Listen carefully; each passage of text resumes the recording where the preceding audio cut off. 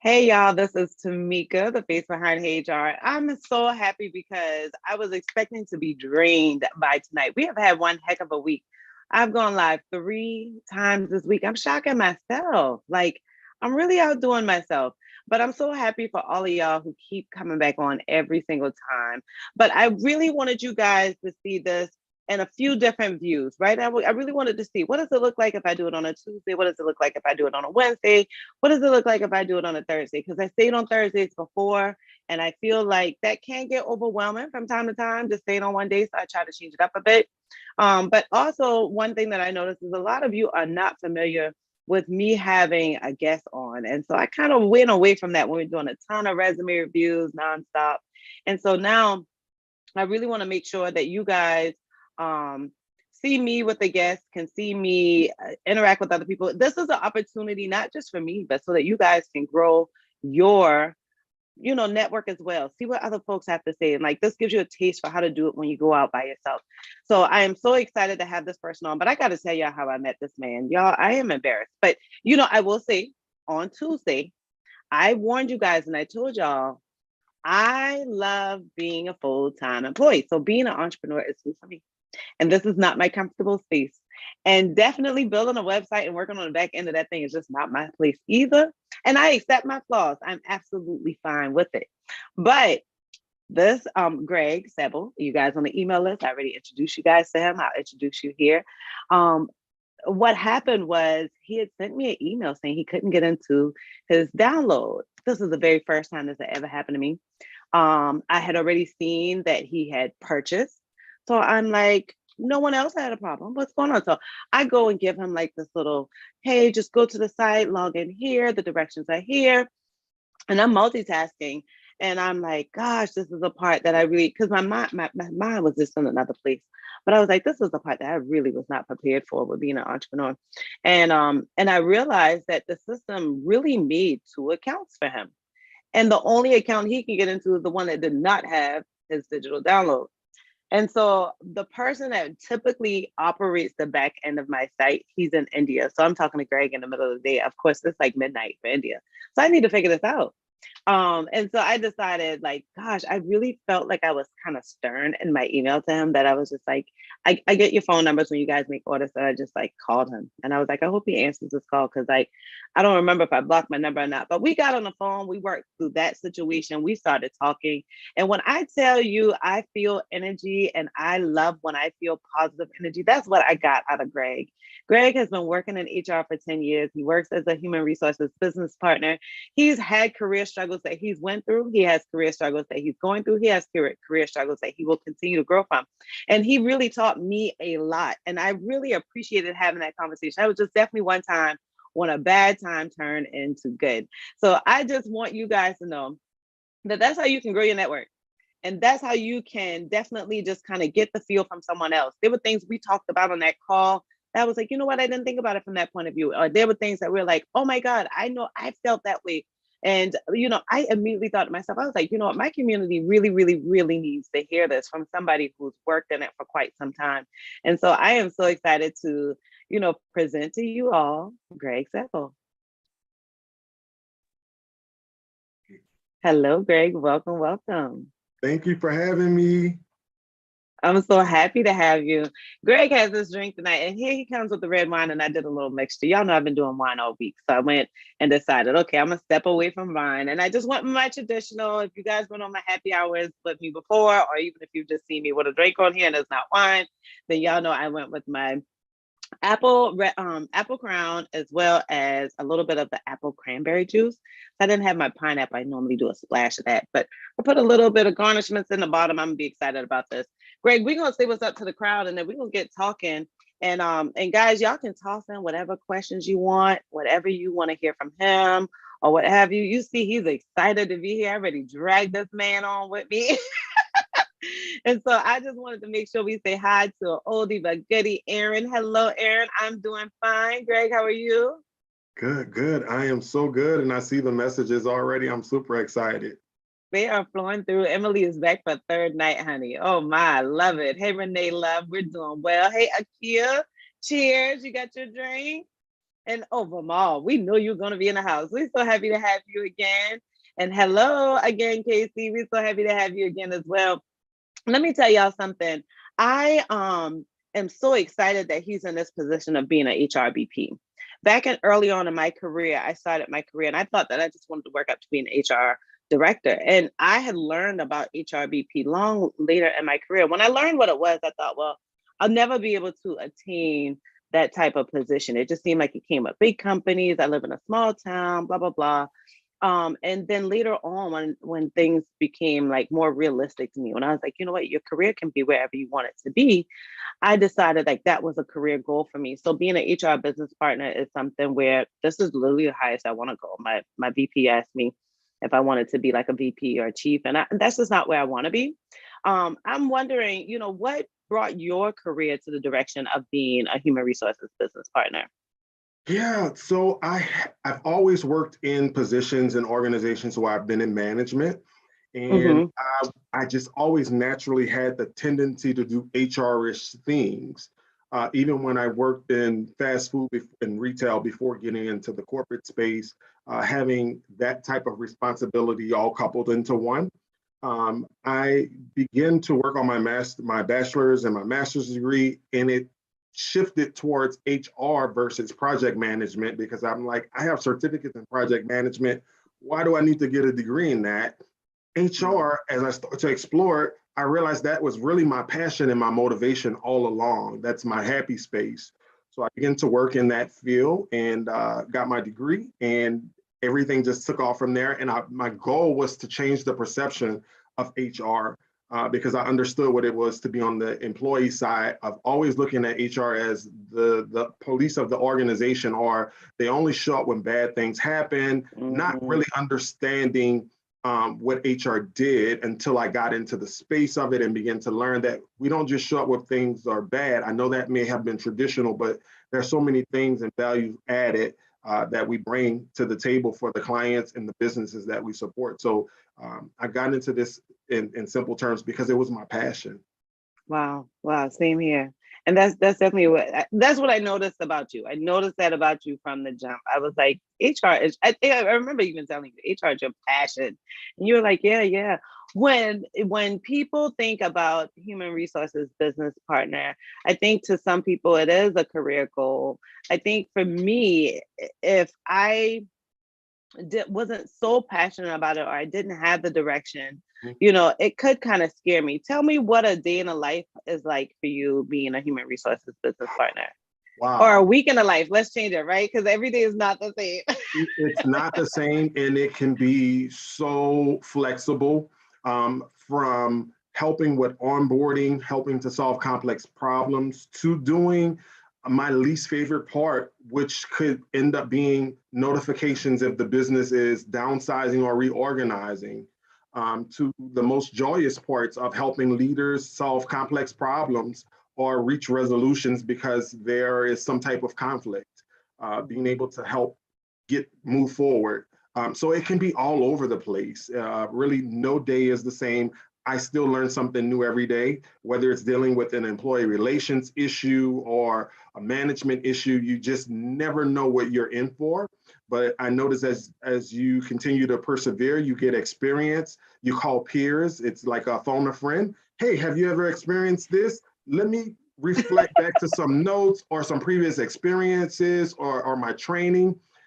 And most times what I realize is when helping a client, regardless of the situation, if I rely on just my natural response to how I respond to things, coupled with some business sense, it always brings me to the right place. How many employees do you support? So currently at my current organization, I would say a little bit over 2,500 employees. Oh, wow. Organization wide, specifically under the business unit that I support, maybe anywhere from 1,000 to 1,500. Wow, that's a lot. So is it just you or do you have someone that supports you like an HR coordinator or anything like that? Yes. So I have an HR coordinator that supports me, and I have a HR director that I report to, but I also have Mm-hmm. other peers as HR business partners that are assigned to specific areas, but we also support each other as well, regardless of what may come up. as well as working on enterprise-wide projects and different things to better the organization. Yeah, yeah. And it's so far from me, I noticed like some of those things I really collaborate a lot with my teammates on are like maybe performance evaluations or maybe management leadership development or maybe, you know, intern like having workshops for learning how to interview better, or even if we're pulling together compensation information, like we'll partner together on a lot of those different things because it can become so detailed. And what Absolutely. I think the biggest thing is you don't want the team or your organization to see that like this HR business partner gives me this, but this one gave me that, you know, so you kind of want it to all look the same, be uniform coming out from the HR department. So we get together on a lot of those things as well. How long have you, do you think like this is like your end goal? Like this is where you'll continue to be? No? Uh-oh. Tell us where's it going? Where does career ladder going?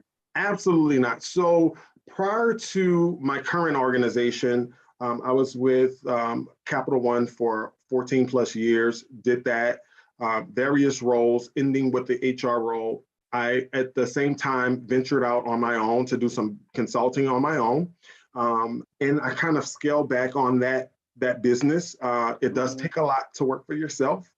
And the way I'm set up right now, I need consistency. And so I still do a little bit of consulting on the side, but not as much as I did as a secondary source. I see myself at some point potentially going back into that space. And if not, the reality is I want to make sure that I'm continuously progressing from beyond the HR business partner to director or senior management level, because I know I bring so much to the table, even at the current level that I'm at now, and constantly being encouraged by family, friends, and peers, or people that I just meet that highlight potential that I know is there. And I'm like, don't remind me. I know I'm moving at my own pace, but it's rewarding. It's so rewarding to spend time with people and help them get the results that they're looking for. It feeds my spirit. Yeah, yeah, definitely it does. I know for me it does. So I can imagine for you as well. So I think a lot of people decide that they'll end their career by either being a leader or in the consulting space. So I always tell people that when you're consulting, so there are two ways we can consult, right? We can either consult, like you said, running your own business, getting your own leads, growing those companies, you know, yourself, or you can consult with a consulting agency that has a number of consultants, and that's how you work. But I tell you, you got to know yourself. You got to know your space. You got to know where you're comfortable, because you can get into so much in that consulting space, just like you could being a leader. So you really, I think that's a good thing that we really know ourselves, develop ourselves, and have that support system that you talked about to help encourage you along the way, because sometimes you just get a little bit overwhelmed to some degree. One thing I noticed on your LinkedIn profile is that you have different certifications. So you have some that you've taken with LinkedIn, you have some that you've done with Cornell University. Tell me what value you think that has brought to your career, or what were you seeking when you attained those certifications? Either or.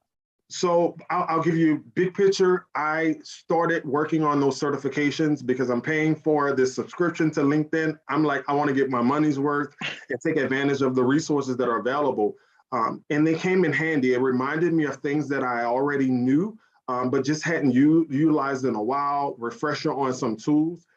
What I noticed with those certifications, they are attention grabbers for potential employment opportunities. People will reach out to you. And it helps with that credibility as you're trying to establish your brand and your credentials. So they are very helpful to go and achieve those accomplishments within that platform.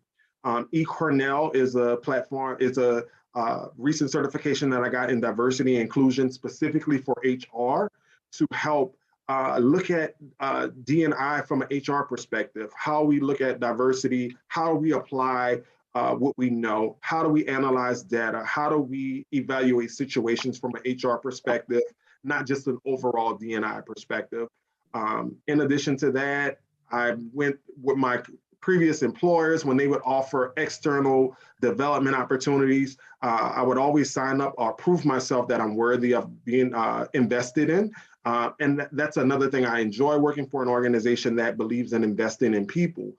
Because it not only helps me personally, but it's a return on your investment while I'm there.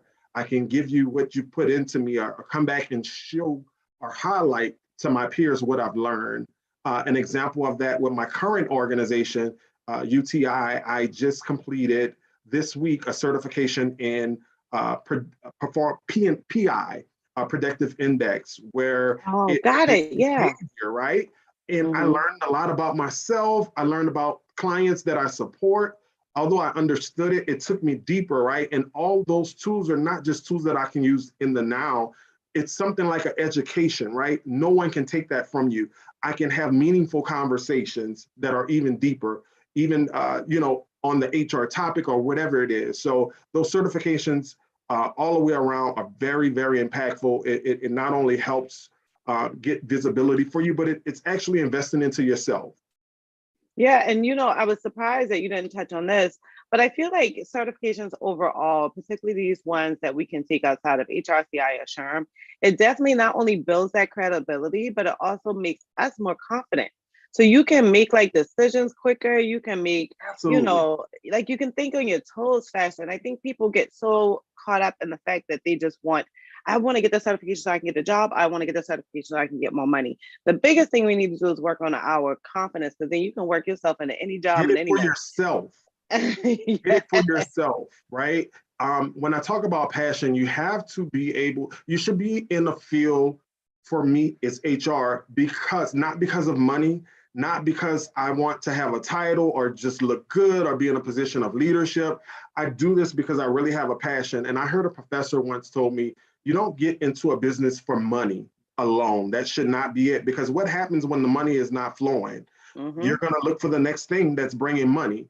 But if you get into a role or a career because you have a passion for it, you're going to always deliver and show your best because you're connected to it. It's what motivates you, right? And even when the money is not there, you're still going to give the best of your service because it's in you. It's who you are. It's a part of your brand. It's ingrained in you. And I think for me overall, that is what pushes me to invest in myself, to learn more about HR, to get certifications, to work on SHRM. Vulnerable moment. I have taken the SHRM test 3 times and I missed it by 30 points, but I haven't stopped. I'm persevering. And I'm taking the time to invest in myself and making sure that I'm sure of myself when it comes to that. And I'm looking forward to the challenge. And so, I'm happy you talked about that, because I definitely wanted to, veer off into the traditional HR certifications. Now, as an HR business partner, compensation is comfortable, right? Mhm. You feel like you're in a place where you are challenged. Yeah, there's still more you want to do in your career, but you obviously got this position without being certified. So help me understand, yeah, I failed it myself, right? No one, it's like a 45% pass rate. So we're expecting a lot of us to fail. So it's absolutely okay to not pass this exam. It did not mean that you failed in your career. Now tell me how failing that certification impacted your career as an HR business partner. Yes, it has not impacted my career. I'll be honest, transparently, I felt defeated the first time, but I picked myself back up and I kept pushing. I kept pushing. Mhm. I still failed it by 30 points, but I noticed that the areas that I struggled in improved and something else went down. So I'm like, okay, I got to stay on it. I got to stay on it. Um, but I think what's gotten me the job is my resume and how I show up and sell myself at the interview, answer those challenging and complex questions, the networking, being able to speak to these on the spot questions or practical problems that they would give me or scenarios that they would ask me about on the spot, and actually speaking to my experience. I'm Mhm. confident in that, right? Yeah. So I think and I'll be honest, I think the degree, those credentials, I think that does get you a seat at the table. If I had to do it all differently, I'm grateful for my degree, but I probably would, um, if I had to give advice, I would probably go for the certification. I think it has more weight than the degree at times. It depends on where you're trying to go. Yeah. It Yeah. depends Where on you want you. It to. depends on your combination, right? So, Hmm. Hmm. but overall, I think the degree has been a credential that's got me to the table. I did learn skills from that I was able to rely on, and some of those things are things that I've always done. I just didn't know the professional term or how to speak to it in an educated way. And so that's what the degree did. It helped to polish me up.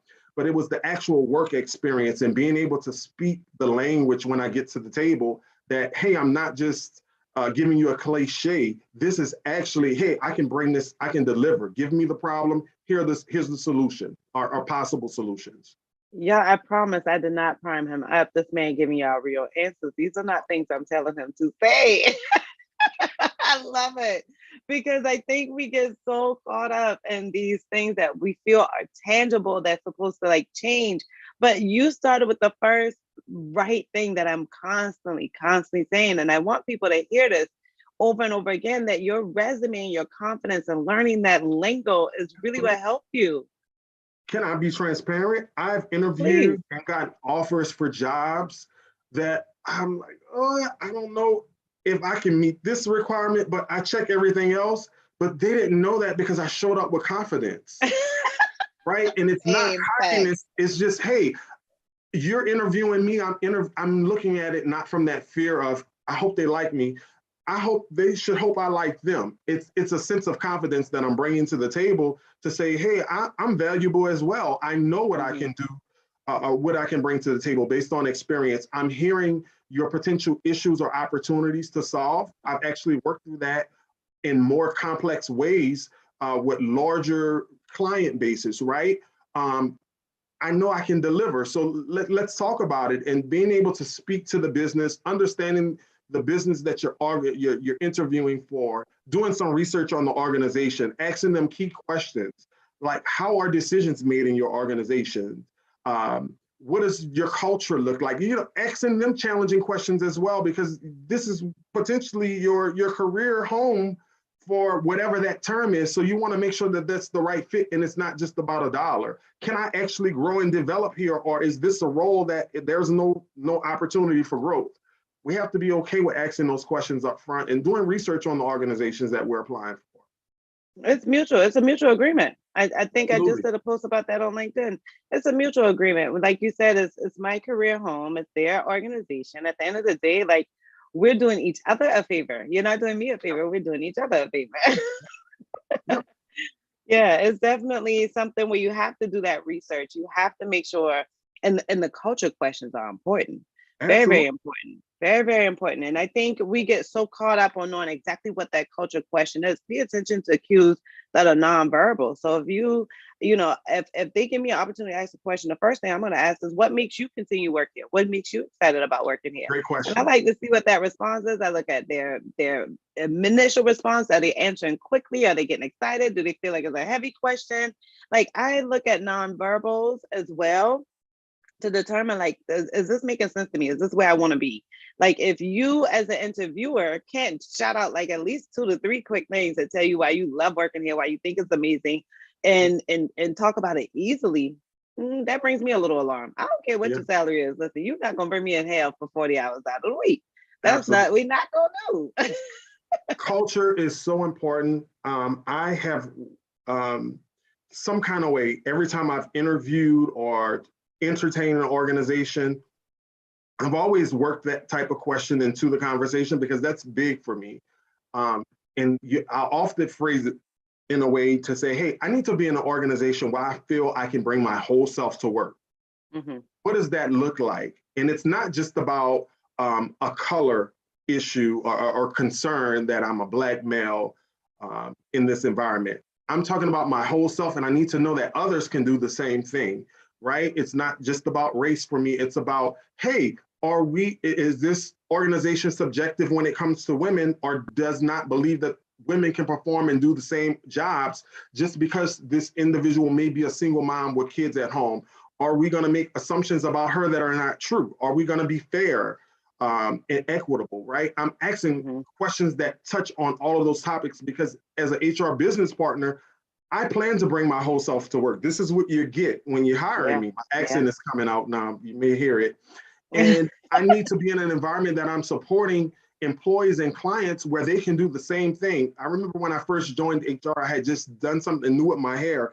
I had the little sponge with the little nap. Yeah. And I'm thinking, oh, do I need to cut this off? Like, because I don't want to be perceived the wrong way.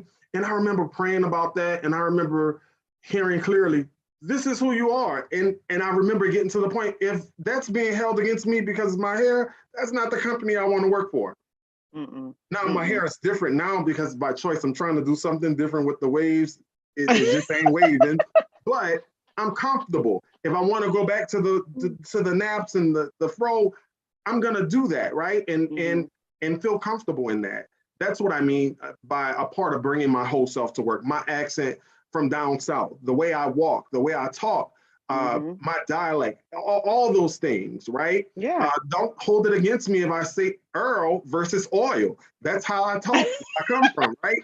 So it's just knowing that I can be comfortable in my skin and encourage others to be the same. Yeah, yeah. And I personally have noticed that I always used to be very, very careful.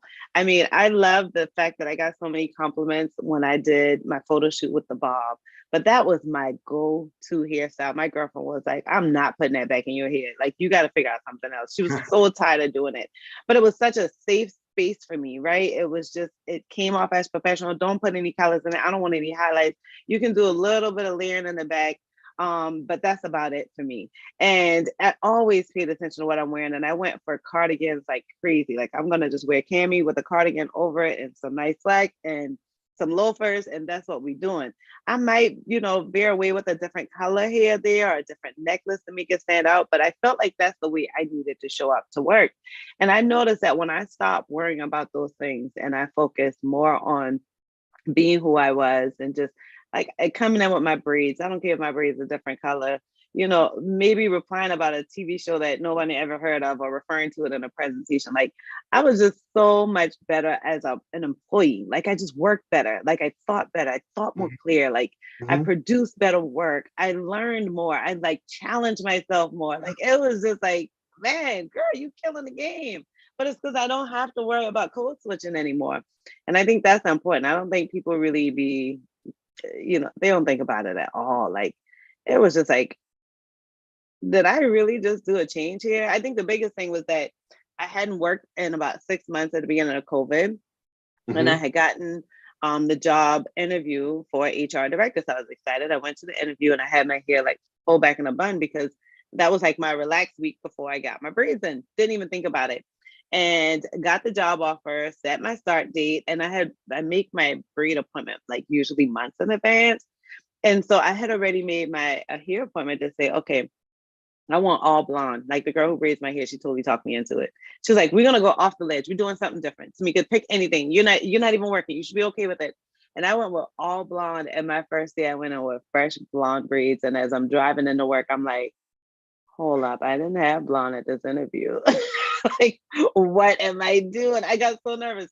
And as I'm doing the office tour and going around and meeting everyone, I saw an African American female who had been there for years, and she was straight blonde, just like me. And she was like, oh, I like that. But that made me feel more and more comfortable. I went back to her later. I was like, thank you so much, Ms. Brenda. But, we don't even think about how much we feel like we need to change for what people perceive. Like, Agree. I've gotten even better opportunities since I just became myself, like living my real self, been okay with that. Like, I'm making the most money I've ever made in my career after I became myself. Like, I have the most flexibility in my career after I became myself. People ask me to do more things that I don't even think of after I became myself. Like, it's just insanity. I think another thing to that is some of the things that you already mentioned. When you become yourself and stop worrying about things that you can't control, I learned that that's a them issue. You be bold enough to come and tell me about it. Yeah. Let's see you with that confidence, right? Because I want to know how that conversation is going to go. Hey, Greg, let's talk about your hair. What about my hair? Let's talk about that. We don't want to have that conversation, right? It's about how we show up. And here's something that I like what you said about your hair, right? The same chance that I took, right? When we show up as our authentic self, you may be the only one, but you have no idea. You may be empowering someone else to be themselves as well, to show up as who they are, right? And so we have to be sometimes trendsetters and just be bold and walk into that. And again, if you're working for an organization that doesn't allow you to be your whole self, is that truly where you want to be? Because I want to be somewhere where I'm not tolerated. I want to be celebrated. I want to be Yes. valued and feel that Yes. way. And the moment that I don't, I'm going to look for a different opportunity. When I feel that I can't bring my whole self to this place, I have to move because I don't Yeah. know how to be inauthentic or fake. I just can't do it. Respectful, professional, Mm-hmm. polished, absolutely. But I know me. I'm that one that will say the thing professionally, always. I'm the one that challenged to say, hey, I noticed we did X, Y, and Z when it came to disciplinary or coaching response with employee A, but when employee B did lesser, we overcoach, right? I'm calling out those tracks because I'm challenging Mm-hmm. us to do better. Mm-hmm. Um, Mm-hmm. so Mm-hmm. if I'm bold enough to speak that, why? How can I not be bold enough to just show up as myself? Mm-hmm. Mm-hmm. So true. So true. And I mean, at the end of the day, when you work in the human resources, as you grow your career and you become in leadership roles, and I've noticed this a lot with being an HR business partner, even more than before I was an HR director or HR manager, people really rely on you. Like you're literally like the person that's gonna make a decision for somebody's life. Mhm. Am I letting you, get coached or get terminated? That's huge. Am Mhm. I going to allow this person to give this type of increase for this type of work that they've produced? That's still huge. Like, Mhm. am I going to do the research and justify and be their advocate for decisions that they don't know we're discussing for them? Like, I'm impacting people's lives. And so we really have to not only just be ourselves, but we have to know that we're in a space where we can empower, we can help. So many people will say to Absolutely. me, I'll say, well, why do you want to start your career? What makes you want to work in HR? It's like, I want to help others. But that's all you gonna do. But you need to make sure that you know how to do it. Because Yeah, and then sometimes we you're in think we HR for helping the and we right hurt. reason. Yeah. Sometimes you run across people that want to be in HR, but it's not for the right reason. I've had someone tell me, "Hey, I want to be in HR so I can know all the tea, everybody's business, who makes what." Somebody said it Like, to me too in the chat. that's the wrong reason. You're not you're not helping. You're in for the wrong reason, and you're gonna find yourself in over your head. There's a Mm-hmm. lot of responsibility that comes with HR. You have to be the voice of reason. Mm-hmm. You have to Mm-hmm. be an example. You are the steward for the policies, the practices, the Mm-hmm. way the organization flows. You set the tone. You have to be an Mm-hmm. example. You Mm-hmm. have to be mindful of your behavior and how you come off. I'm naturally in my private space. I'm a jokester. I have jokes. I'm human Mm-hmm. with my close friends. They get to see a different side of me that the public doesn't get to see. But I have to be mindful of that in my decision making, of my own biases, of doing the right thing, of Mm-hmm. challenging when I don't believe we're doing the right thing, and being okay with saying, "Hey, this makes me feel uncomfortable, and here's why." Right? We Mm-hmm. have to be able to stand in that and be that advocate. So it's a lot to Yeah, be in the role. it's a lot. And to be honest with you, when people say they want to be in HR for the tea, that tells me right there they ain't thinking deep enough because you're gonna get too much tea. Like I will say to myself, I'm not gonna talk for anybody else, but sometimes I feel like it's information overload what I get. Like some of it is nuances that really doesn't affect the work, that really doesn't matter. Some of it is super duper heavy where I'm like, hold up, I'm not giving a decision on this. Let me do some research. Let me think through this. Let me touch out to some other resources, see what they say. Like I might reach out to like a fellow HR business partner or something. Like I really want to process this well because when I give a response and it moves, like I need to make sure it's right. So I gotta think past the damn T. Like Yeah, that's just not because you're making decisions that could impact someone in an impactful way. It could impact the business that you are supporting based on your recommendations as a professional that could end up having you in the courtroom. And I'm Mhm. always, as I make decisions, I'm Literally, always thinking literally, from that perspective. How would this sound if I had to get on the court stand? Or 5 years literally. from now, did I document this well? Because I Oh, may not be here, but I want my document and my record to support the decision that I made. Did we do the right thing? Did I yeah, examine my yeah. unconscious bias or the bias of the leaders that have input on this decision? Mhm. You have to do the right thing. You have to. And Riley's in the chat, and he is an HR director himself, and he said, if you want the tea, you better go. You better be off. The You'd be shade better room. off in the shade room of TSZ, and he's so right about that. But the biggest thing is like, we really don't even realize like the impact. Like there's just such Absolutely. impact. Like it's just such impact in HR. Like I just can't even begin to, I don't think we can give enough examples of the impact we've had. Like you talked about, well, 5 years from now, I want to make sure I did the right thing. I'm sitting in the middle of COVID. I wasn't expecting to get paperwork to be summoned to court and to be talking to an attorney that talked to like literally 5 or 6 years ago. And I'm like, what employee was this? Remind me of what happened. Can you share my notes? What did I put in the file? I don't even And like, work there anymore. I don't even work there. And I Yeah. literally got subpoenaed into court. I mean, like we were in COVID, so we were able to wiggle through that and get a mediation in place instead. But it's still like relying on what I had put in the file, what recollection I had, what notes I had put in the file. Like, oh man, I was not expecting it. It totally caught me off guard. And the craziest thing is when he first sent me, so the attorney sent me paperwork in the mail, and then the court subpoenaed me. And when he first sent it and I saw what his like synopsis of it was, I totally had one situation in mind. And when we got on the phone, he was like, no, no, no, no, no, no, Tamika, it's this situation. Don't you remember?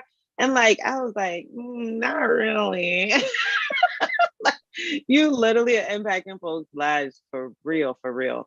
I Yeah. think you have brought so much value here tonight. Like I am just enjoying it. I feel like the group is just paying attention and taking in everything, because when they get quiet over there, it's because they're paying attention. Like that, I see Riley going in. I see Yeah. Akia, I see Aaron, I see Vimal, and Shannon, but they're super duper quiet over there. My group is not a quiet group. Like we like making noise up in here. And Yeah. I think it's because you bring in so much value to them. And so I thank you for just sharing all of this. And y'all don't forget, like we having a good conversation, but y'all can feel free to like ask any questions that you want.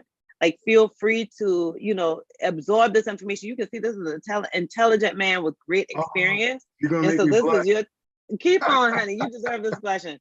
But this is a space where you want to get comfortable and you want to ask the questions. You don't want to learn it on the job. It's best to learn it, long before you get on the job. And I definitely want to take it into a bit of a different direction, right? Because we've already talked about some of my big things that I notice are issues that can really help the HR community. And so we've talked about the HR certification versus the degree. We've talked about how impactful the resume is. We've talked about this dream position so many people have of the HR business partner. But I really want to know from you, have you been able to use your network to help you in any way? I know you've talked about how you use your colleagues. You may reach out to them and you say, I might go and bounce some ideas off of folks. Like help me and help the group understand how you've used your network in any way to help your career. Yeah. One example of how I've used my network in the working space today, if I run across a complex situation that I'm leading, I want to get an outside perspective. I can always call a friend that's in HR networking without divulging detailed information, but just enough to make a decision to get some insight from that, some that work in legal spaces or various spaces in HR, right? That help me think outside of the box or help make sure that I am thinking correctly to guide and give good guidance. When I've worked for myself doing the consulting, right? Sometimes I get requests to support from an HR perspective with a business that's in the medical field. I don't have experience in the medical field. I may have the HR knowledge, but I may have to rely on a friend that's in the medical field to call on to say, hey, I've been asked to do X, Y, and Z. Don't know how to do that, but I understand that as a consultant, I need to research and pull other people in, even if that means contracting someone else or getting that connection through my network, or just finding out different things, what to do personally, right, or professionally. So networking is so important. You have to network. If you don't network, you will stay stagnant. You will stay where you are. And good luck with that. And it'll be pretty difficult. Like I know one of the things that made me, I networking started my career, and networking has definitely given me opportunities in my career. But I noticed that like there have been times I've literally went into like HR POC on Facebook and I needed a template or I need a policy or process, and like literally said, hey, this is a situation, give a quick scenario. Anybody has a template that I can borrow or a form that I can borrow or a mind map that I can take a look at. And like the way that people will just inbox you or comment it or email it, And I look and I'm like, Lord, look at all of this information I just got. Now I went from nothing to options. Yeah. And like, I went from nervousness to peace. I Yeah. went from stress to just like stressless, you know? Yeah, I look at it in the sense of networking is getting to know your neighbors in a huge network or a huge community. It's like needing you need a cup of sugar. Remember back in the day, you borrow some sugar, you borrow some milk. You need this. You can't get it. Your neighbor has it, but you don't have a relationship with your neighbor in your time of need. So imagine going knock on the stranger's door saying, hey, can I borrow a cup of milk? Can I borrow some sugar? Can I borrow this? There's a chance you may not get it because I don't know you. I don't have rapport. You're strange. I may not even answer the door, right? We don't have a relationship established. You have to invest in people and make deposits so that when you need back, people will pour into you. Everybody is not mean as it appears. You have to invest, and that means you have to network, you have to make connections so that you'll have those connections in your time of need. Yeah. We have a question in the chat. Sure. So I'm gonna let you lead the way. Elena wanted to know, how does she know the fine line between people pleasing and being friendly in the HR field? She doesn't want to be a pushover. Does not want to be a pushover. Here is my response to that. I'm always going to be consistent in doing the right thing. If that hurts someone's feelings, everyone can say I hurt their feelings because I'm always going to be on the side of right. Here's the big reason why. I need to be able to sleep at night. It's just my conscience, right? It's who I am as a person. I'm going to do the right thing. Even with leaders, right? I understand when leaders do things that are unethical or inappropriate, you're not going to call them out or swing them out per se in front of their direct reports. But I'm okay with having a difficult conversation to say, hey, that was out of line. If you don't say it, who do you expect to say it? And if you don't address things like that, what happens when the tables are turned and you're on the receiving end of the inappropriate or disrespectful behavior or whatever that situation is? I'm just using that as an example. For me, it's being consistent.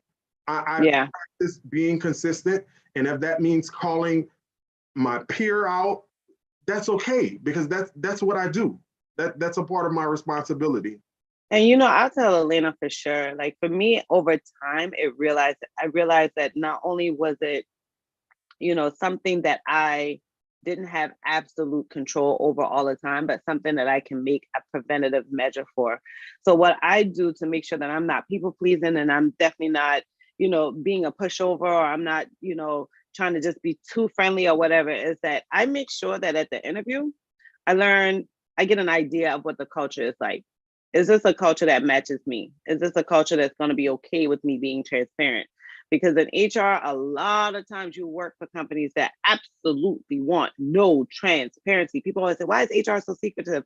It's because there are a lot of companies that do not want to share that pay, those pay bands or that pay chart. There are a lot of companies that do not want employees to know that, hey, listen, we're trending this way and we may be doing this next that may affect employees. And so I just learned that just definitely making sure that I have a culture that matches, then I can just bump heads on difficult decisions just to make sure we're in the same space.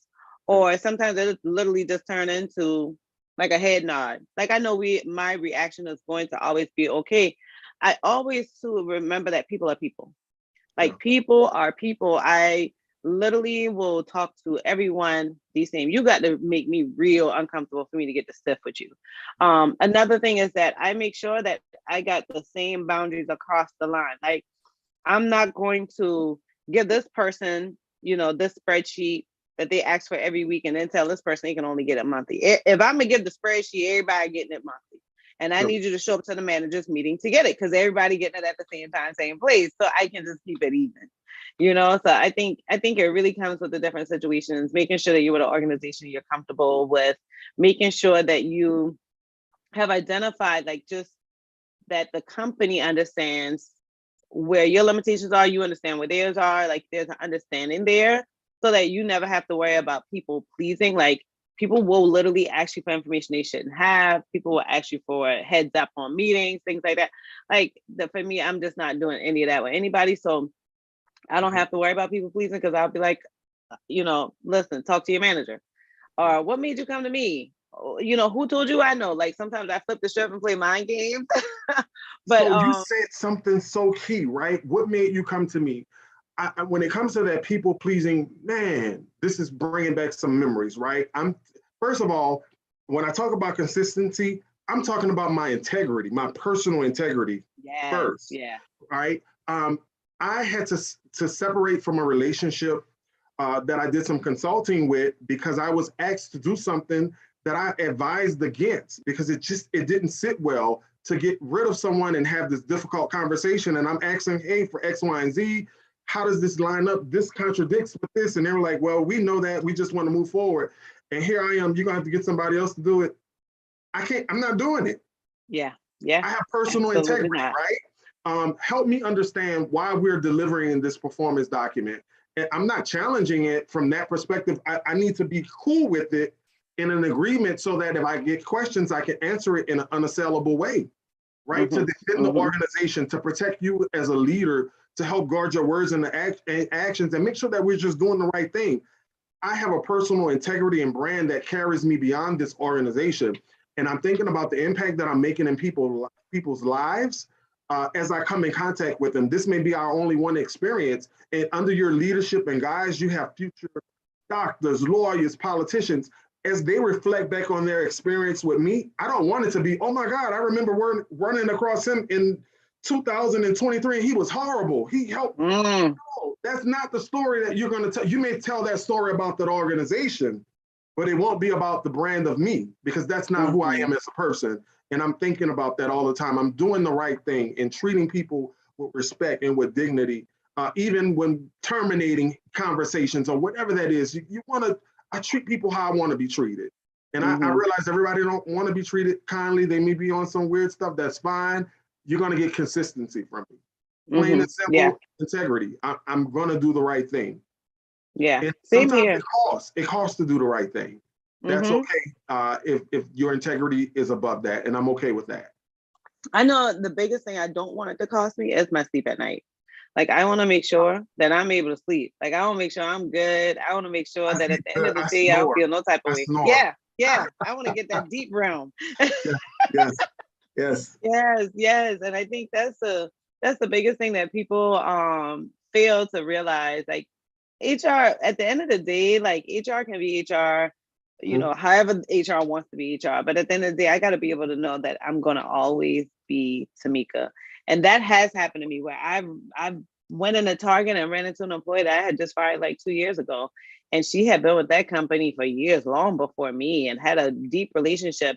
And we were able to have a good conversation. At first I felt a little weird because I felt bad for the situation. But I felt like that was the right and appropriate action. And she was like, oh no, she was like, I couldn't even have asked you to answer that, to respond to that any better. She was like, I realized that I was a bee in that situation. She was like, I was a bitch in that. I was like, yeah, you were, because she really was, but I couldn't blame her. She had 3 small kids. I get it. Her husband had just gotten terminated. And so her husband made 6 figures, so did she. They had just bought their second home and upgraded. And now here I walk in and terminate you. And I couldn't blame her. She had worked with this company for like 12 years, I believe. She got in because she was the CEO's like niece's best friend or something, and had really worked her way up in the organization. So I couldn't blame her for being upset. But I felt really good when I walked out of Target that I was like, you know what? That's me creating my brand. Like, and it really is good because people will call you back and ask for questions, ask suggestions, and get your input. And that means a lot. That means you left the right footprint. You wasn't people pleasing, you was being yourself. You was sticking to your integrity.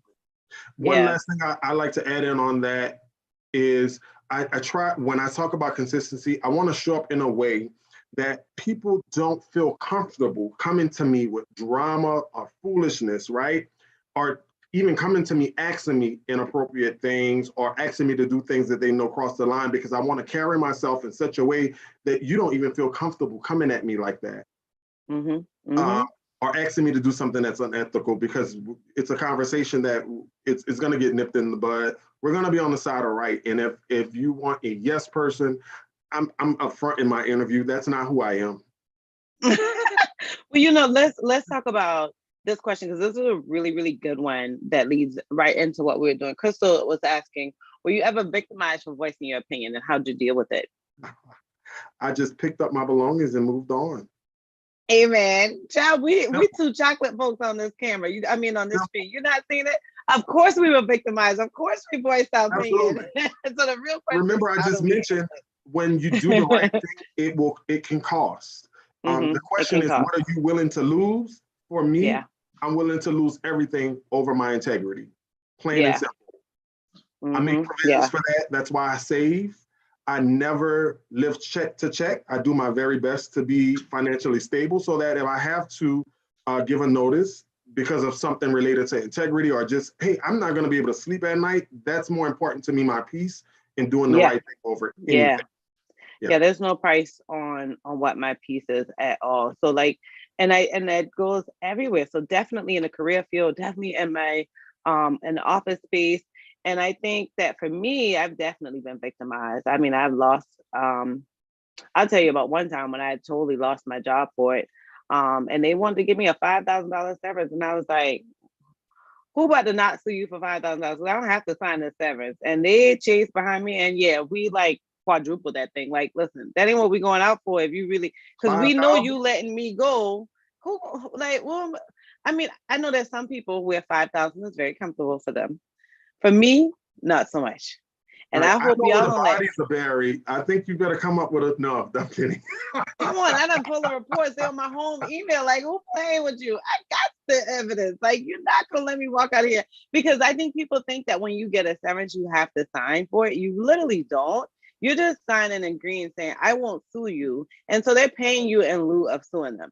You can say, listen, we cool, keep your money, because I can't promise what I'm gonna do. And that was my plan. I was like, listen, we about to go out with a bang, and I'll just see y'all in court. I didn't tell them that. I was thinking to myself, like, okay, there's gonna have to be another option. I personally didn't want to go to court, but I was not about to let them think I was cool with no $5,000. Like, who's playing with y'all? But yeah, I've been victimized multiple times. Yeah, and it can happen. When speaking of severance, most organizations that I've been involved or worked for, I can honestly say they have done the right thing when it comes to severance. When things like I feel like people are getting better with it. They're getting better with it. And there were some recent changes where employers cannot longer require that those severance agreements are confidential. Yeah, and I was happy about that, because that was the next thing. Like, you always had to keep it such a secret. Just like NDAs now, like they're saying now, like NDAs are no longer like really enforceable, and I'm happy about that. But I think that's where you just got to be comfortable with yourself, and that's where your network really plays a part. Because I just made a few calls and had like lines of interviews. You know what I'm saying? Which I thank the Lord for that, growing my network to that space. But that was just the way I handled it. I was like, yeah, I'm out. Peace. And you know what? We gonna survive in this house. If I got to go back to side hustling and whatever, like, I'm okay with that. I also am very, very happy you mentioned this. I make sure that I live by a budget. I don't care how much I make. Like, I know what I'm going to spend on what. People will be like, so we want to do this? No, I ain't got the money. I mean, yeah, I got the money. I don't have it for that. But do I need to explain that to them? No, I ain't got the money. Discipline. And that's a muscle. You got to really, really work on that muscle. Renee had a question, and her question was, I've been trying to get into HR. It's very difficult. I have a bachelor's and 2 masters in behavior, and the other in applied behavior analysis. I've been applying, but no luck. So the first thing, Renee, I'll tell you, is that you focus on the wrong things. We get focused on these bachelors and these masters. And so I'm assuming you came on late, because we totally told you that was not a requirement. And that's not how we both became HR business partners. The biggest thing is your resume. And so Greg has said that. I was so happy he did. This is my first time like looking at Greg face to face. We've chatted on the phone. So I was happy to hear he feels the same way I do. Where if you get that resume where it should be, you work on that network, you get that confidence. Nobody ever even talk about them bachelors or masters, and it'll become a little bit easier. You also, one thing we talked about last night, someone was saying it was difficult, like they could hardly find any HR jobs. And then they said, I said, well, where are you looking? And they said, Indeed. Well, baby, you can have a hard time because you're looking at one resource.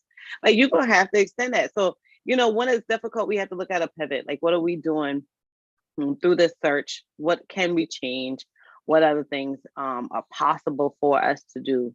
And so you definitely want to look at putting a little variation in your job search. But now, Vimal, we got to get the McGirl question, because when I tell you, Vimal's been around since before I had 1,000 subscribers, I feel, or at least like 1,500. She's been around for a long time. That's my girl. Never met her either. But she said, I have a question for Greg. What strategies can be used to address leadership that is resistant to change? Love it. Yes. So the first thing I think is, first of all, you have to just build regular relationships with those leaders, because in building those relationships, you learn how to influence.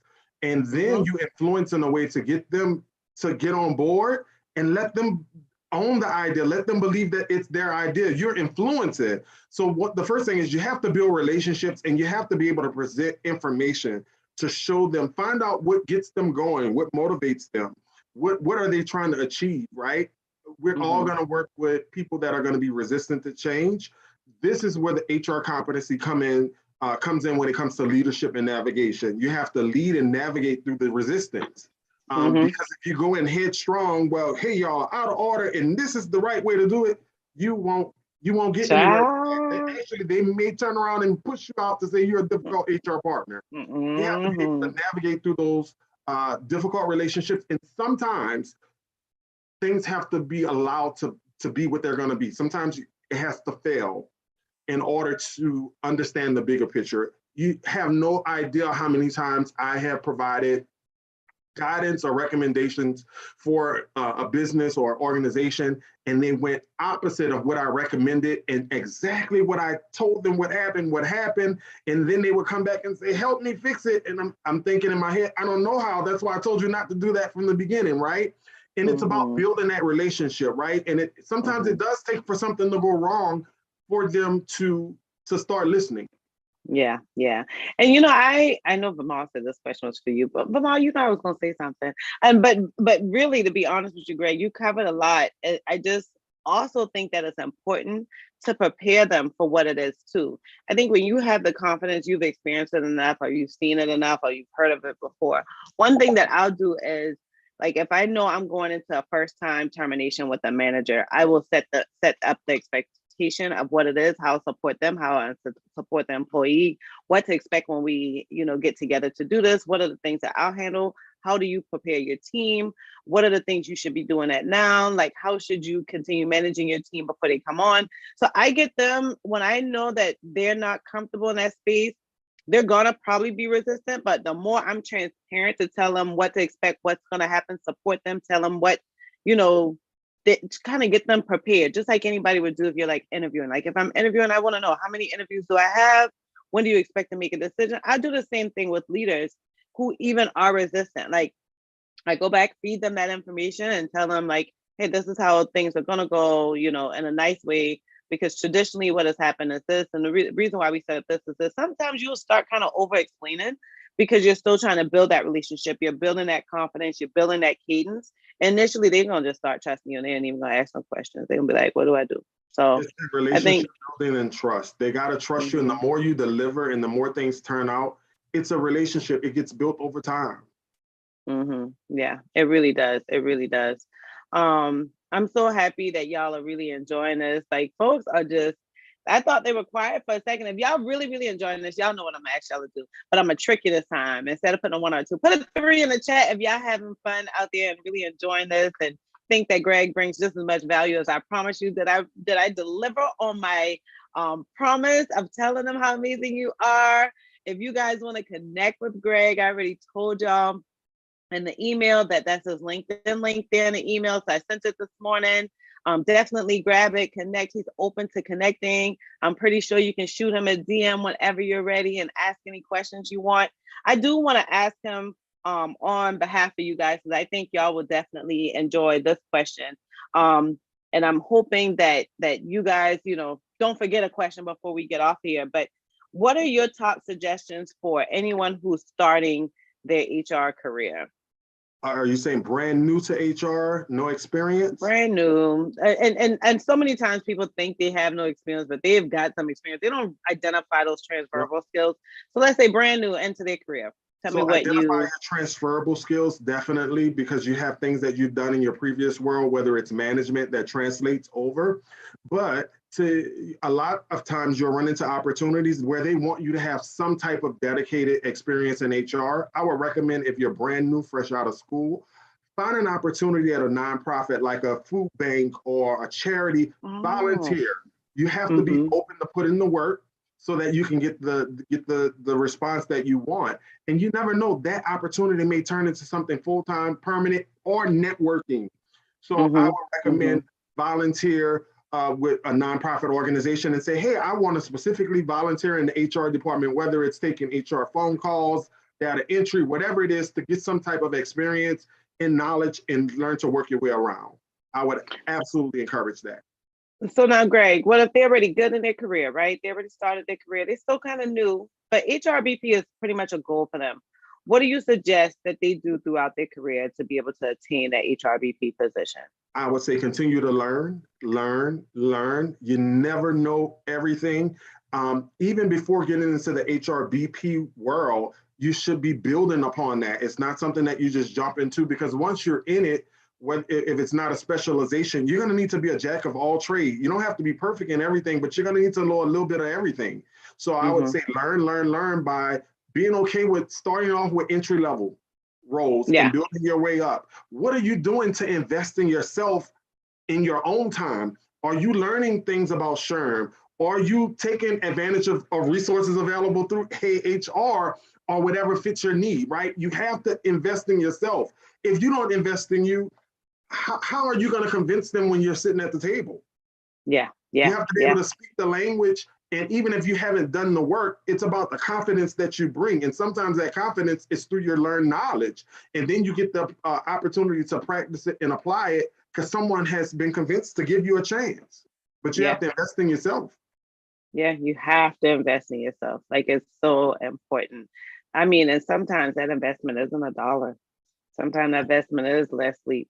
Sometimes that investment is taking that Saturday and going to this event where somebody invited you because they already working in HR. Sometimes that investment is going to this event that you're just too exhausted to do because it's in the evening, in the middle of the week, and you already work all week and you don't feel like it. Like, sometimes that investment is things that you absolutely don't want to do, but investing in yourself is the first start. And the more you invest in yourself, the more you get confident, the better things will just happen. But I know that, okay, Lord, I feel like this hour flew by. It's already okay. It's 7:02 my time, but yes, this is time.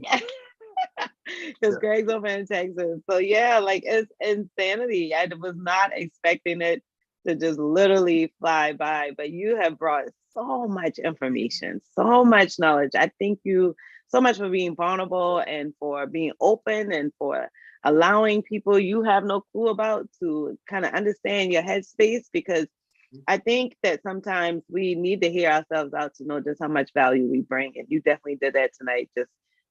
You just from dropping gems. Some folks been putting it all in the chat. No problem at all. No problem. You're absolutely welcome. If you guys want to find Greg, then you can absolutely find him on LinkedIn. Again, I have already put it in my email list, so that's a benefit to joining my email list. You get a little drop of what we're about to bring on before we come in. I'm going to do my best to put his link in the description box as well, so that you guys can connect with him. Greg is absolutely open to being that resource for you. Who knows, you guys may be able to be a resource for Greg as well, for myself as well. So feel free to connect with both of us. We'll put our LinkedIn links down in the description box. It's not there yet, but it'll definitely be there. If you want to join the email list, it's definitely down at the bottom. But I know one thing, I am so appreciative to have Greg with us tonight. If y'all think that, because you guys know, before I get off, I forgot. I wanted to tell everyone, because Greg is like, Greg bought items for me. That's how I know Greg. I really don't know Greg. So I may as well say I'm talking to all of you guys. Greg's on the email list too. But what I want to do is I'm going to start doing one video per week. It's going to be on Tuesdays instead of 2. Because on Thursdays, I'll be doing a new blog. I know that so many times we're at work And we get so accustomed to like putting that earpiece in and trying to catch that video while we're at work. Well, I'm not going to do that to y'all anymore. I'm going to do a blog on Thursdays, so that on Tuesdays you can sneak and watch the video or hold it until you get off. And on Thursdays, you can absolutely just read the blog and don't want to ever know, but it's all work related, so it really works. I mean, I don't see why anybody should have a problem with it. So definitely get on there, but I'm also going to go live more often like I did last year. I took a little break. I just needed a minute, and I want to bring on more amazing guests like Greg, revisit some folks that we've had on before, do a little bit more Q&As, and we're probably going to keep those focused on a topic. So definitely, if you're not on the email list, you want to get on there, because I'll be giving you guys updates as we go along. As soon as I have an idea of who's coming on, I'll let you know. As soon as I have those confirmations, I'll let you know. And if you guys think that Greg was so valuable, we should bring him back on, and definitely put a 1 in the chat so I can keep him on the roster, because we had such a great time. This hour flew by. I feel like I saw a question. Yeah, so Renee said, what are some resources besides Indeed and LinkedIn? So like job search, because Renee had the job search question, I believe. So some, last night I went through quite a few. Like I said, find your favorite places or whatever that you just think of. Places you enjoy to work. Like I like having my credit card with Capital One. I've looked at their website several times. So that's Greg is a great example because he's worked at Capital One. I also look at like Bank of America. I look at Facebook before they started doing layoffs. Yep, when they done with these layoffs and the tech industry kind of gets its gears back, I'll probably look at other things. But you definitely want to get on other job boards. ZipRecruiter is another. I mean, I don't really like Monster because it gives a lot of spam, so I'm not a big Monster fan. And I also say get into different network groups. Like there are a ton of them on Facebook. There are quite a few on LinkedIn as well. You can do a hashtag search in the groups and just find human resources, find some groups. Folks are constantly posting jobs there. Connect with recruiters and talent acquisition specialists and HR directors. They're constantly posting them on LinkedIn. You can do a hashtag search for now hiring or whatever. And as you see people come up on your search that have recently posted a job in the last 30 or 60 days, then you definitely want to connect with them because they'll probably post another. So that's just some of the many ways to find opportunities. Don't leave yourself limited to 1 or 2. But I'm so excited that Vimal said that I feel like after this live, we all should get an HR training credit. The knowledge we gained today is incredibly valuable. Thanks, Greg. Very, very true. Yeah, we all deserve a low certification credit. I need to figure that out, don't I? Because this definitely feels like I should be waiting on my certification to put into the HR certification portal. But Greg, I thank you so much. They already put all the ones in the chat, so I'm gonna definitely keep you on the roster, figure something out in the next few months, and we'll be in contact. Again, I thank you so much. No problem. And if you got a special way you want to tell the group goodbye, then feel free to do that. So thank you all so much for allowing me to come in and share knowledge and experience. I'm just as humble as I can be, and I'm honored to be able to support and share and pour out as well. And thank you all for the opportunity. Thank you for sharing your platform with me. I really appreciate it. No problem at all. No problem at all. I'm just thankful that you said yes. I'm thankful that you said yes. I'm thankful that the Lord connected us. I'm thankful that our energies matched, because I'm thankful and grateful that we're able to get all of these 1s and 3s in the chats and that they found value in you being on here. So thank you so much. Y'all have a good night.